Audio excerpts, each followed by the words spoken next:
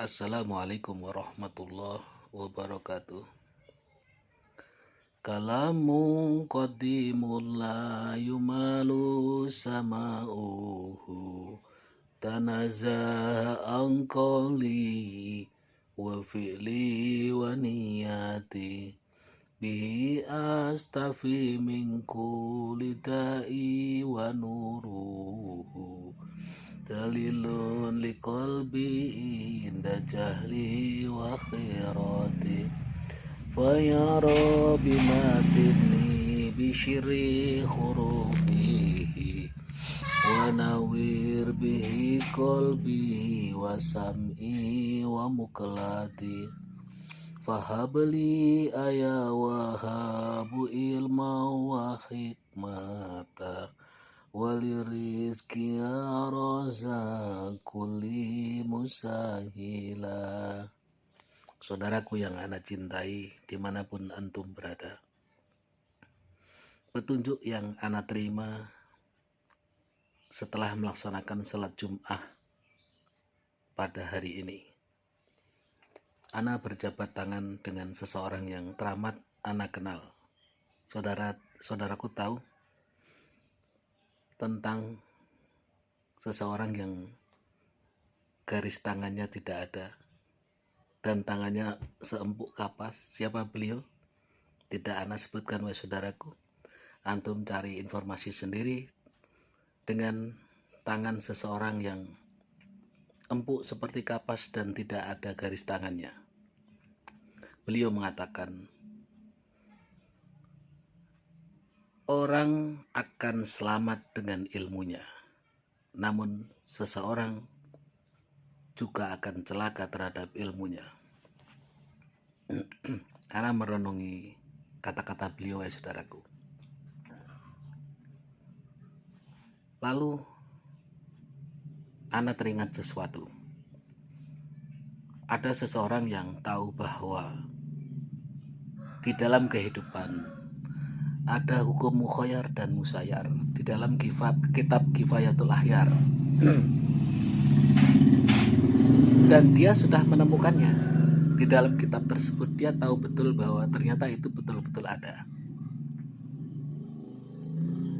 Tatkala seseorang memelihara burung merpati atau japati, dilepaskan lalu merusak genteng orang,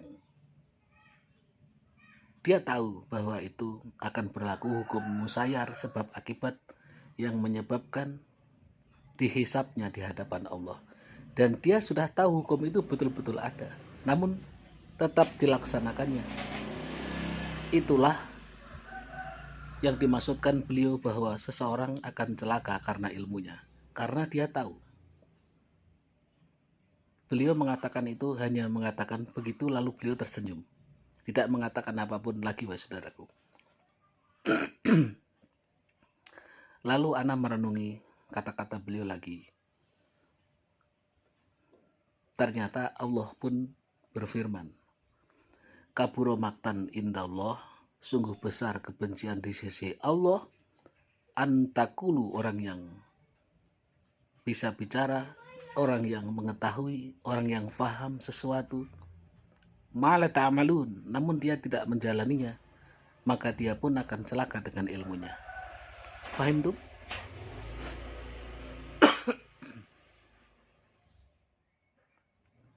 Lalu beliau masih tersenyum memandangi ana, namun tidak berkata apapun. Beliau memandang ke tempat arah lain. Ana juga teringat dengan sesuatu hal. Tatkala seseorang mengatakan sesuatu mengenai hal orang lain, yang mana kata-katanya bisa melukai hati orang lain, dia tahu bahwa kata-kata itu bisa melukai orang lain, namun tetap dilaksanakannya. Itu pun akan diproses di hadapan Allah, karena kulukum ra'in wa kulukum an ra'iyati. Setiap jiwa yang bernyawa akan dimintai pertanggungan jawab di hadapan Allah. Lalu beliau tersenyum. beliau berkata, aku sebenarnya mau menjelaskan tentang hal ini, namun engkau sudah memahaminya. Alhamdulillah, hanya begitu yang diucapkan beliau. Ana memeluk beliau dan mencium tangan beliau, wahai saudaraku. Lalu beliau pergi. Yang jelas, beliau ingat tangannya seempuk kapas dan tidak ada garis tangannya. Antum cari-cari nama itu, wahai saudaraku.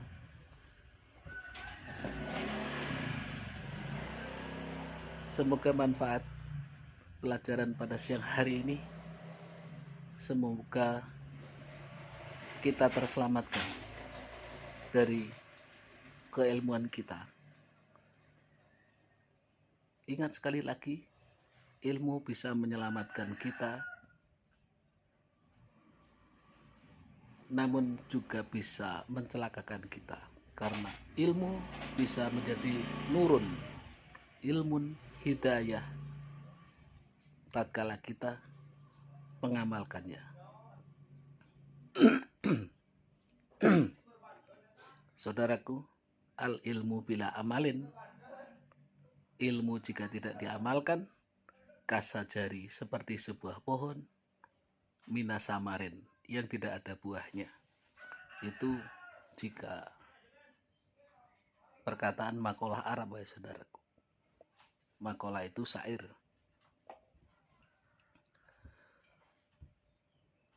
Dan Ana juga terkadang memperhatikan tentang sesuatu yang aneh.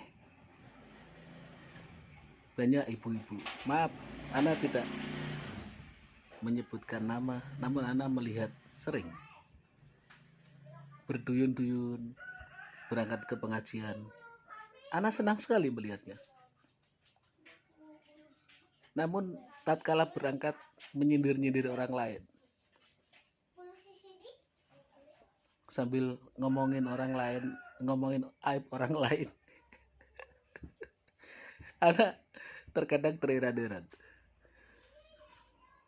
Lah yang di pengajian itu yang didengarkan apa? Itu kan membuat Ana heran seperti itu. Sambil menyindir-nyindir tetangganya, terkadang, buat apa di rumah aja, nggak ikut kemana lah. Padahal dia tidak tahu tentang ibadah sir. Ibadah sir selalu menutupi kebaikannya. Itu bukan ditujukan ke Ana ya, ditujukan ke orang lain, namun Ana mendengar. Karena waktu itu ada di sampingnya. Seperti itu, ya saudara. Ada juga, ini bukan ghibah ya saudaraku, namun Ana menyampaikan ini semoga ada manfaatnya, khususnya buat Ana pribadi dan umumnya buat saudaraku dimanapun antum berada, karena ini betul-betul terjadi di dalam kehidupan. Lalu Ana melihat sekelompok orang berpakaian gamis, memakai kopiah putih, pakai baju koko banyak, berangkat ke pengajian, mengendarai motor. Namun ketemu orang lain tidak menyapanya. Lalu yang dipahami dalam pengajian itu apa? Itu yang membuat saya heran. Padahal kita dianjurkan usus salam, tebarkan salam. Baik yang seakidah ataupun yang tidak seakidah sekalipun, apa salahnya menegur dengan tata bahasa yang baik kepada mereka.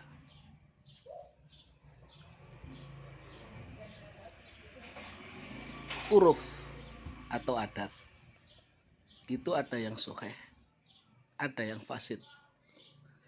Kalau adat yang tidak bagus alias fasid atau fasad, itu jangan dikerjakan.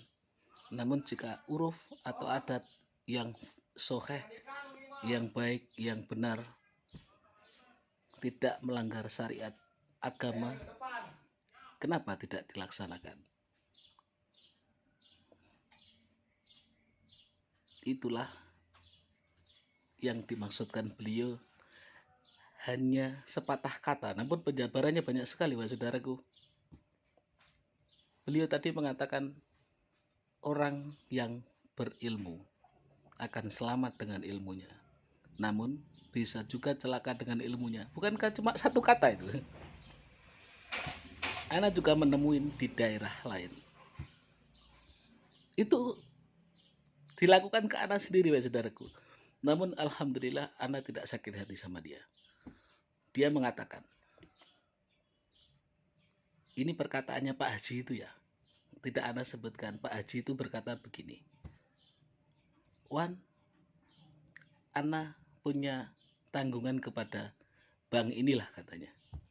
Ana harus bayar 2 hari lagi. Tanah Ana jual 10 tombak. Beliau mengatakan, beli 70 juta. Ana bilang, Pak Haji, Ana akan menolong antum. Namun Ana tidak ada uang segitu. Ananya adanya cuma 50 juta waktu itu, wahai saudaraku. Ya udah Ana beli. Dilepaskanlah. Karena Ana hanya ingin menolong beliau untuk menyelesaikan urusannya dengan bank.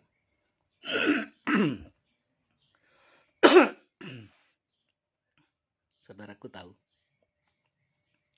beliau sudah haji 2 kali. Tiap hari pakaian gamis, wahai saudaraku. Beliau mengatakan, sertifikat dan tanah di depan itu adalah jalan pribadiwan, kata Pak Haji itu ya. Tidak ada sebutkan namanya. Nanti silahkan dibangun. Dan sertifikat Ana yang menanggung. Ana bayar, wahai saudaraku, demi menolong seorang sahabat. Ternyata, wahai saudaraku, begitu sudah Ana bayar cash, ternyata sertifikat belum ada. Dan jalan itu yang katanya mobil bisa masuk, ternyata mobil tidak masuk. Akhirnya sertifikat Ana selesaikan sendiri, wahai saudaraku. Lalu jalan mobil tidak masuk, Ana beli ke kanan dan ke kiri supaya mobil Ana bisa masuk. Ini kisah nyata. Itu Pak Haji udah 2 kali, wahai saudaraku, hanya untuk mendapatkan keuntungan berdusta. Itu murid sahabat Ana sendiri. Seandainya Ana sebutkan nama beliau, Ana tidak enak ya. Yang jelas sahabat Ana sendiri itu yang jelas juga punya pondok pesantren. Ana bilang sama beliau, bah, muridnya Abah itu untuk mendapatkan sebuah keuntungan berbuat seperti ini. Kalau ke Ana sih nggak apa-apa, tapi bagaimana kalau kepada orang lain? Saudaraku tahu, dia biasa ceramah di mimbar, apal ini, apal itu. Itu yang dimaksud kaburo maktan indallah, sungguh besar kebencian di sisi Allah, antakulu, orang yang tahu ilmunya, orang yang faham keilmuannya, hafal ini, hafal itu, malah tak malun, namun tidak dijalaninya, wahai saudaraku, hanya sekedar hafal. Bukankah kata beliau tadi hanya satu kata? Setelah Ana jabarkan banyak sekali kan, wahai saudaraku.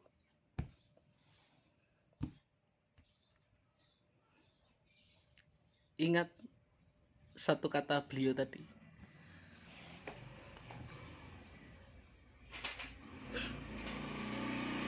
Yang mengatakan Ana tadi, tangannya empuk, seempuk kapas. Namun garis tangannya tidak ada. Ana tidak menyebutkan gelar dan julukannya. Namun Ana akan menyebutkan nama aslinya beliau. Sejak beliau lahir diberi nama sama ayah bundanya. bernama Abul Abbas Ahmad Bayak bin Malhom. Beliau punya gelar, beliau punya sebutan yang tidak asing lagi, karena beliau adalah yang melantik para wali-wali Allah.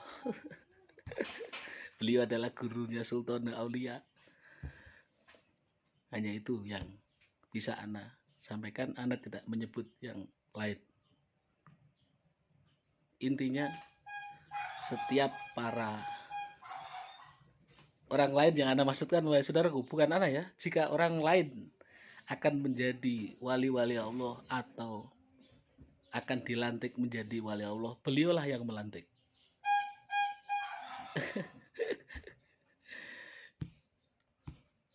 Semoga ada manfaatnya. Rahayu semuanya. Rahayu, rahayu, rahayu. Ma'assalamah. Assalamualaikum warahmatullahi wabarakatuh. Barakallah.